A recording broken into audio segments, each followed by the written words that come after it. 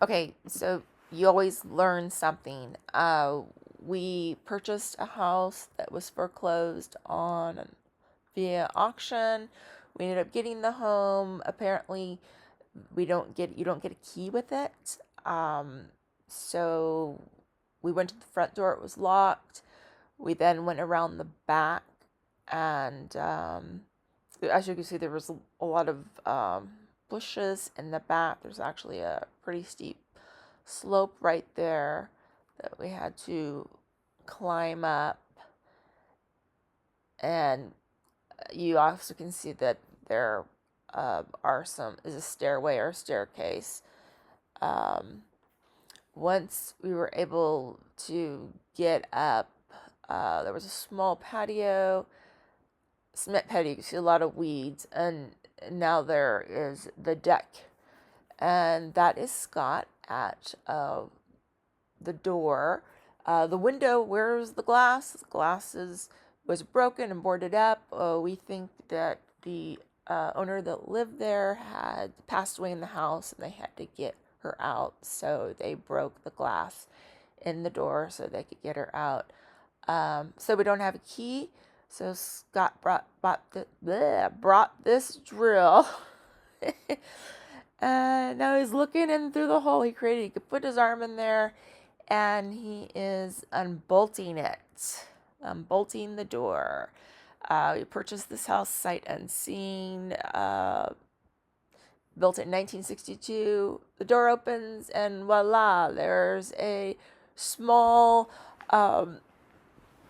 laundry room. Look at, there's a washing machine and a dryer, and there are some socks. So those socks that you think have been eaten, guess what? They're still there. Let's look. Oh, more socks. They have not gone anywhere. Um, there they are. If you're needing missing socks, we found them. So here we are in the small laundry room, and I've panned up some, and you can see that there are cleaning products in the shelves. Not a completely set up laundry room, but still a lot there.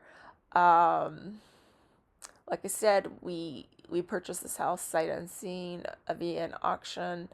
Uh, don't know anything about the woman who lived here previously. Across from that laundry room is a bathroom, which was probably used by the master bedroom. It's not exactly an ensuite, but you can tell they have one of those little, they have the hooks. Oh, look at, here's our pink sink. It's winterized, which that's good. Uh, and this was actually kind of, they used it kind of like as a, I think it's like a table or something to put on their makeup. Just opening up drawers, shelves, looking to see what's left. Definitely doesn't look like there's been any update on this. Now looking out the window into the backyard, there's that deck. A lot of trees back there. Once again, couldn't get enough. I guess I had to open that up again. And oh, there's our shower. That shower looks like a 1930 shower to me. Reminds me of my grandparents' shower, but this is built in 1962. It's one of those like claustrophobic kind of showers. And here's the toilet area. Not attractive, but it's been winterized, so you have to look at the positive and everything. Um, and now looking back in the shower. There's some like anyway. There we go again. There's a shower head. Woohoo! Um, there's a yellow warning label.